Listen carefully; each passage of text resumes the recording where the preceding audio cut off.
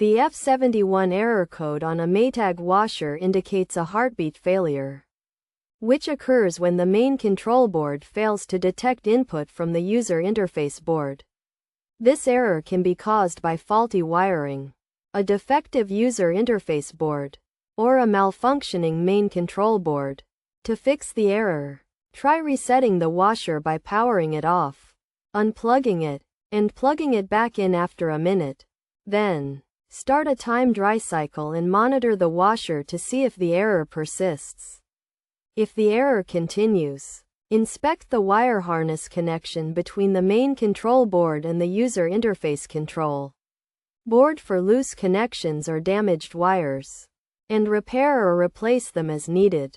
If the issue remains, try to determine whether the user interface control board or the main control board is faulty by starting a time dry cycle and checking if the washer drum is rotating.